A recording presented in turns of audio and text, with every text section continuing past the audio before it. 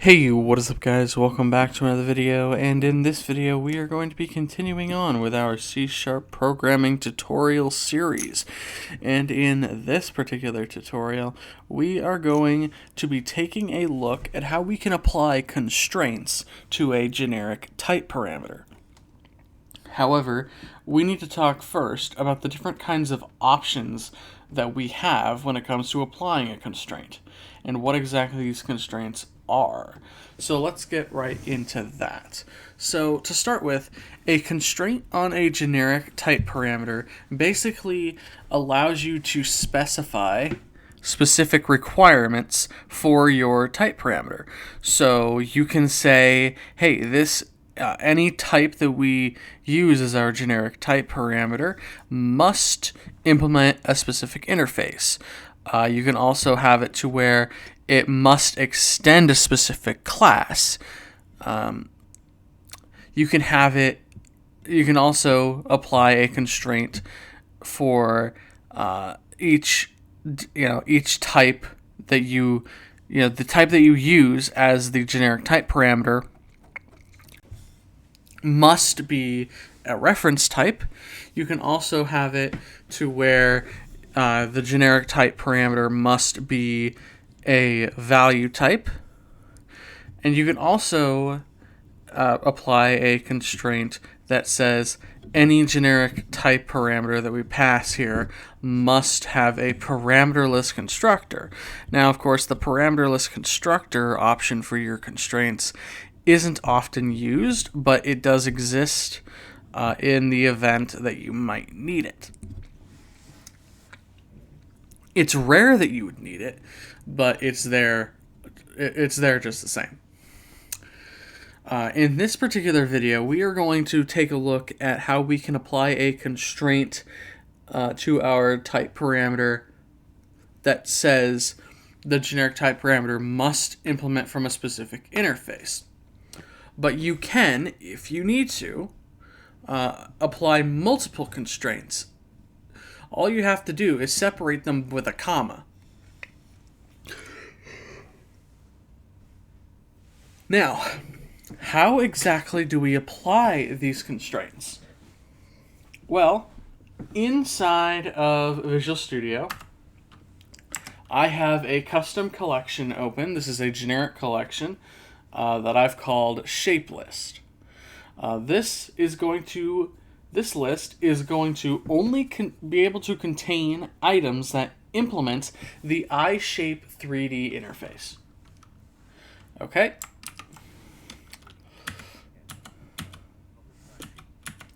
Now, the way that we create constraints is that after our generic type parameter and any interfaces or classes that we're extending or implementing from, we say where. So we use the where keyword, where t, our generic type parameter, colon iShape 3D.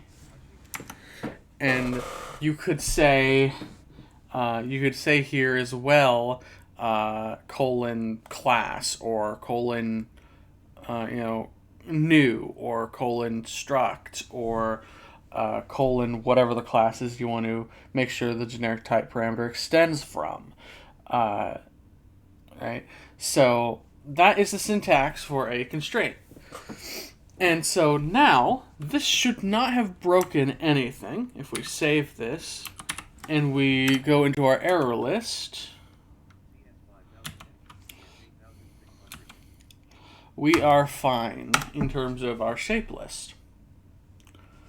Perfect. Now, if we go into Program CS,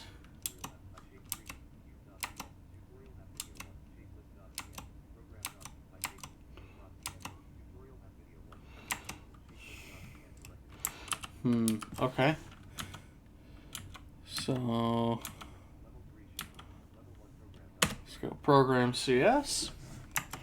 All right. So here we are in our Program CS. We'll create a shape list. So shape list. Let's try shape list of type string. List equals new shape list of strings.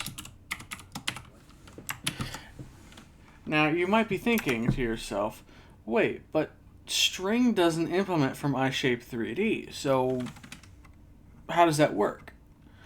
Well, short answer being it doesn't work. If you take a look in your error list, you should see that we get an error.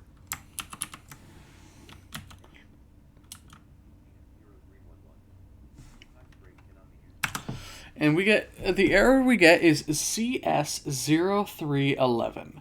This basically says, hey, string can't be used here as the generic type because it does not implement iShape3D. So what if instead of string, we say cube?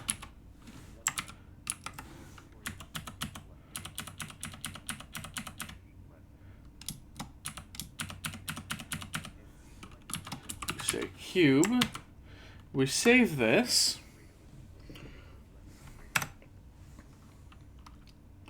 Right, so we can say, we can change string to cube, and if we go into our error list now, we are good to go. There's no errors specifically about our shape list now, because cube does in fact inherit, or rather implements, iShape3D. In fact, what we can do is we can say cube C1 equals a new cube 1.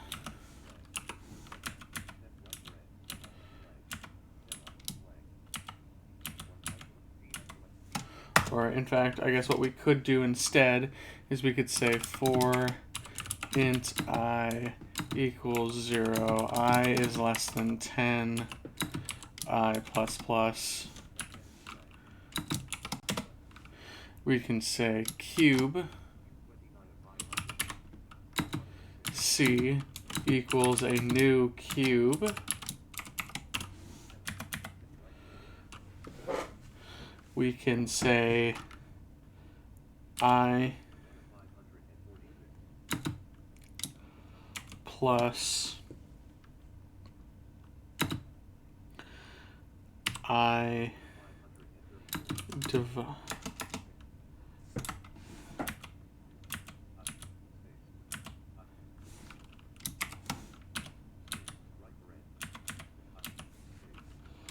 times 0.5.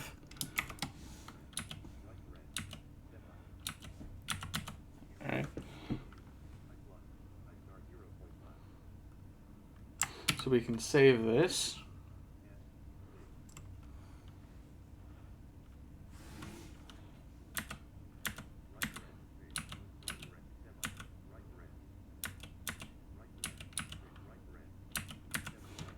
Say +1, just because we want to make sure that this is never 0.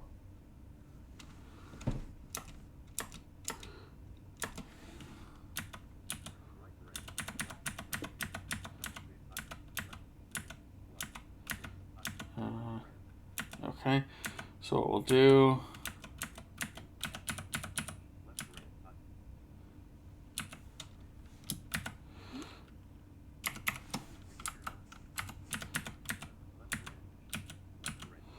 is we'll then say I plus 1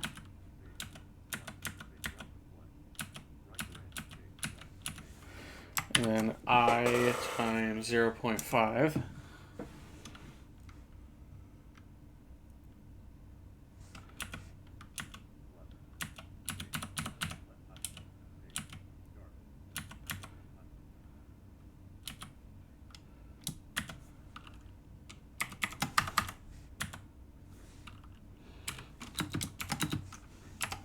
I plus 1 times 0.5. Let's try that way. So now I will never be 0 at any point.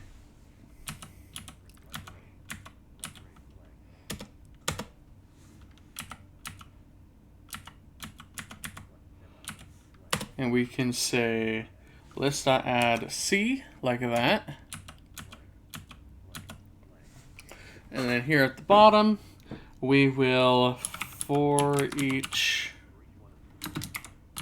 cube c in list, we will do a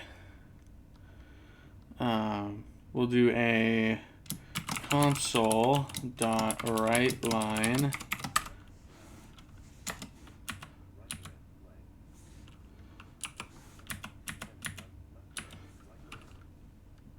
c dot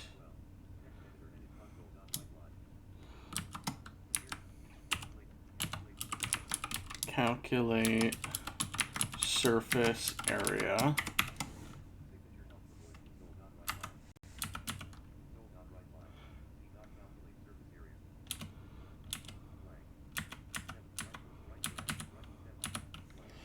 And console write line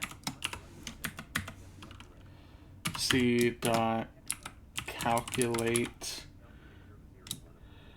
volume.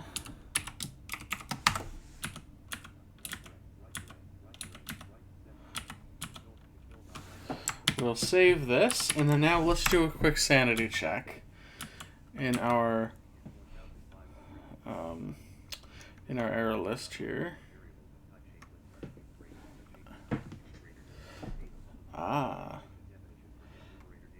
So now you can see our problem here is that we tried to use a for each on a collection that does not that doesn't go and pretty much that doesn't implement IEnumerable. That is entirely on me.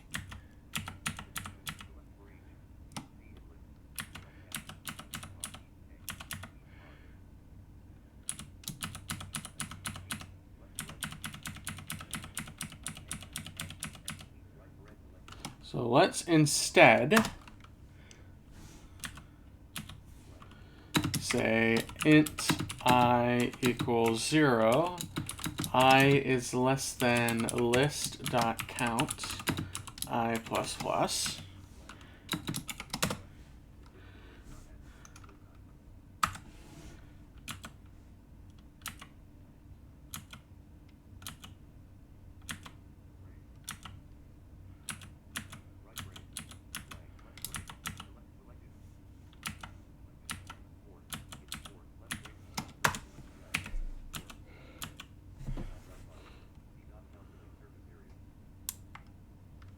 And what we can do, instead of saying c dot calculate surface area,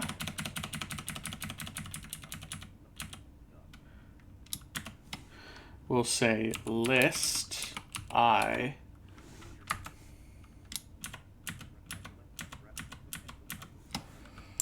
there we go. We'll get rid of that, and there we go. Now, if we take a look in our error list, we are good to go. Go ahead and save that. We'll open a command prompt here. We'll do a .NET run.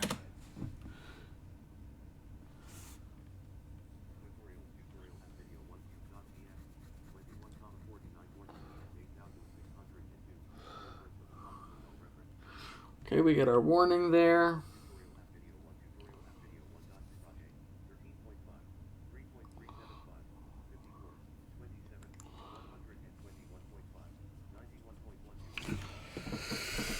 And so there is all of our surface areas and volumes for our cubes.